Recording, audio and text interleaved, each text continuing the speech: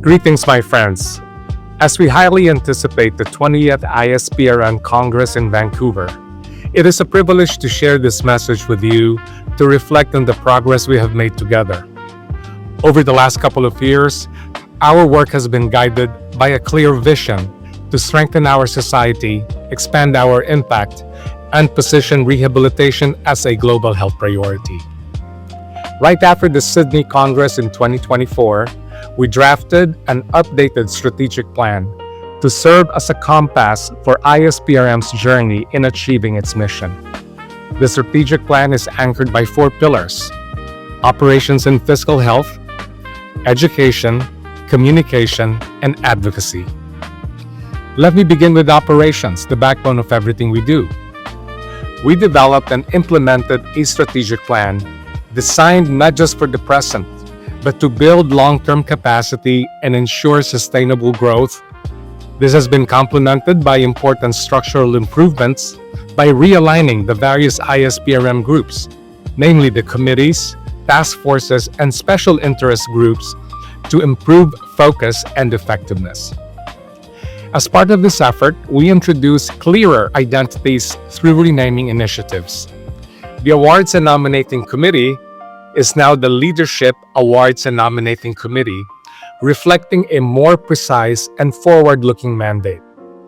The Disaster Rehabilitation Committee evolved into the Emergency Response Committee, further aligning it closely to the World Health Organization's strategy to support their implementation of the Rehabilitation 2030 initiative.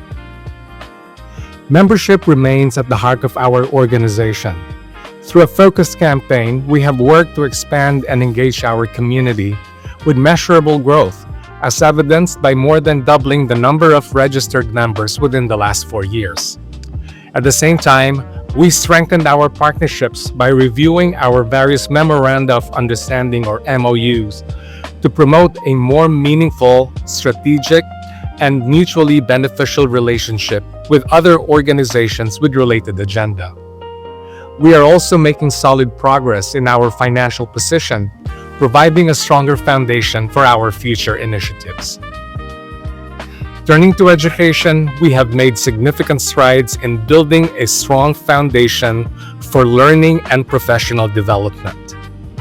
We created the ISPRM Academy, which is evolving into a central platform for knowledge sharing.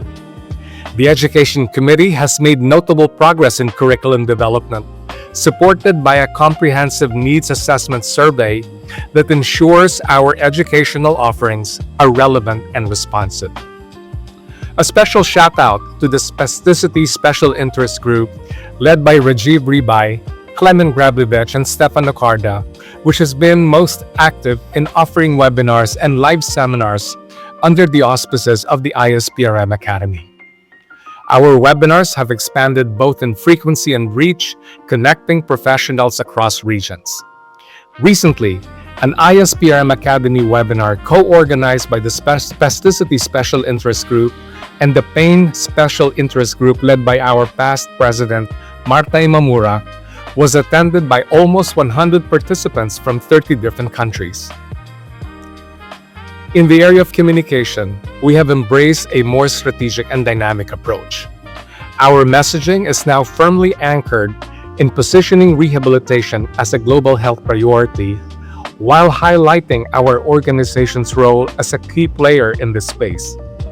We have significantly increased our use of social media, allowing us to communicate more frequently, more rapidly, and with greater impact. We are embracing innovation. The use of artificial intelligence for language translation is helping us break down barriers, and we are preparing to introduce a real-time translation at our upcoming Congress in Vancouver. Our society cannot be truly international unless we work towards greater inclusivity by, among various other methods, breaking the language barrier. In addition, we have strengthened direct engagement through meetings with national society presidents and group leaders, and we are launching milestone celebrations that recognize achievements across the rehabilitation community worldwide. To the work of our United Nations and World Health Organization liaison committees, we have increased our engagement with global health initiatives, ensuring that rehabilitation is represented in key international discussions.